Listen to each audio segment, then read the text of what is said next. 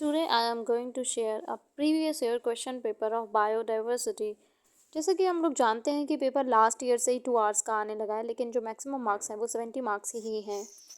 Let's see कैसा है paper.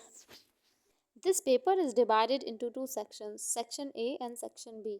Section A consists of short answer type questions and section B consists long answer type questions.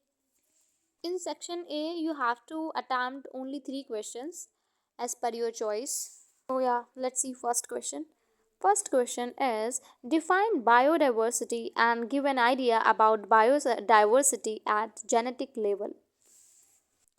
तो जैसा कि इसमें हमें बायोडाइवर्सिटी के बारे में लिखना है और वर्ड लिमिट 300 वर्ड्स की है, तो ये क्वेश्चन जो है वो एट लीस्ट लाइक 2.5 पेजेस में तो लिखना ही चाहिए एंड मैक्सिमम 3 पेजेस में. Now let's move to second question, that is describe hierarchy of categories. And third question is describe diversity at alpha, beta, gamma level. ये जो है biodiversity के types हैं. Fourth question is write a brief note on binocular and its use in the study of biodiversity. चाहें तो आप इसका diagram भी बना सकते हैं इस क्वेश्चन में. And fifth question कह रहा है what are the causes of loss of biodiversity. And the last question of this section is what is biodiversity hotspot and describe any one hotspot of Indian. Let's move to section B. तो इसमें हमको attempt करना है 2 question and each question carry 20 marks.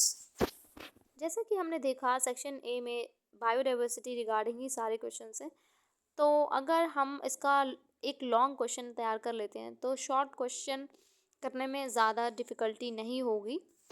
7th question कह रहा है describe in detail national laws of biodiversity.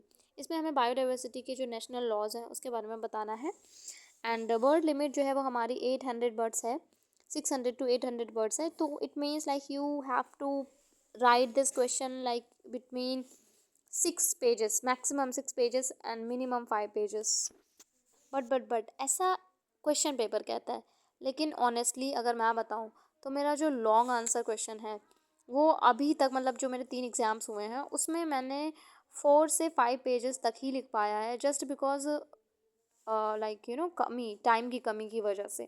क्योंकि अगर एक ही क्वेश्चन करते रहेंगे फिर तो दूसरा क्वेश्चन छूटने के चांसेस ज़्यादा हो जाते हैं और टाइम जब पता चल जाए कम है तो फिर पैनिक होने लगते हैं और फिर जो आता होता है ना वो भी लाइक लिखने में दिक्कत होती है. वैसे जो मेरा क्राइटेरिया है पेपर लिखने का दैट इज़ नॉट कि मैं पेजेस गिन के लिखती हूँ कि मुझे लॉन्ग आंसर में इतना पेजेस लिखना है.